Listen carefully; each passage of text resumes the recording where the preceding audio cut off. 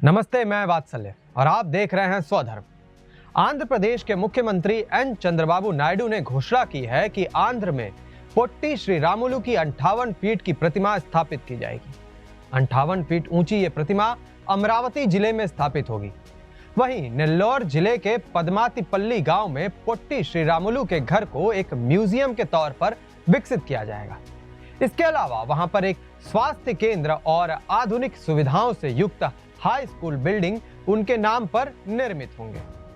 दरअसल एन चंद्रबाबू नायडू ने यह घोषणा रविवार यानी 16 मार्च को पोट्टी श्री रामुलु के 125वें जन्मोत्सव के अवसर पर उनके पैतृक स्थान पर उन्हें श्रद्धांजलि अर्पित करते हुए की है।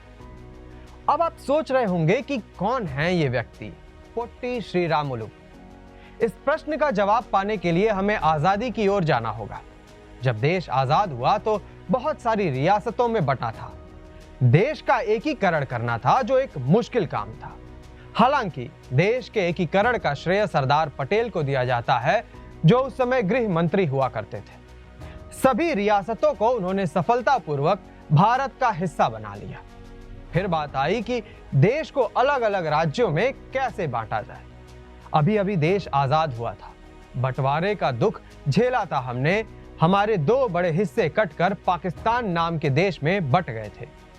इसलिए हमारे देश के नेता नहीं चाहते थे कि राज्यों की स्थापना इस आधार पर हो कि फिर से अलगाववाद को जन्म दे, और इसीलिए भाषा के आधार पर राज्यों की स्थापना के सख्त खिलाफ थे।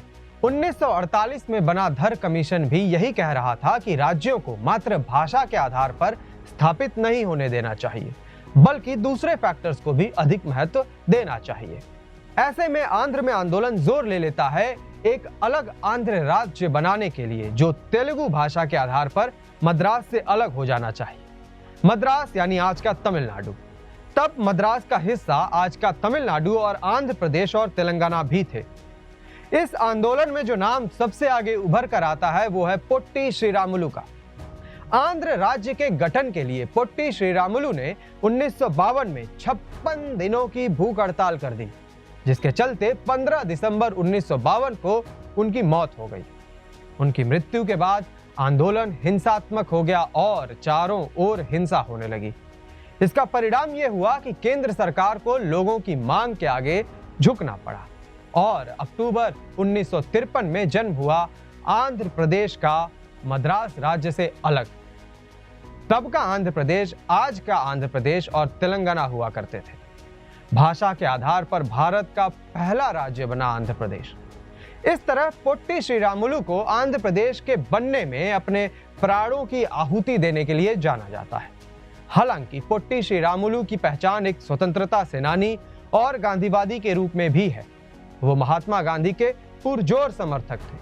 1930 में नमक सत्याग्रह के दौरान जेल भी गए थे और भारत छोड़ो आंदोलन में भी भाग लिया था। नेल्लोर के मूलपेटा में वेणुगोपाल स्वामी मंदिर में दलितों के प्रवेश के लिए उन्होंने भूख हड़ताल की थी, जो सफल हुई थी।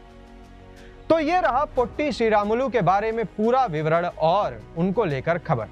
इस पूरे मुद्दे पर आपकी क्या राय है, कमेंट करके अवश्य बताएं।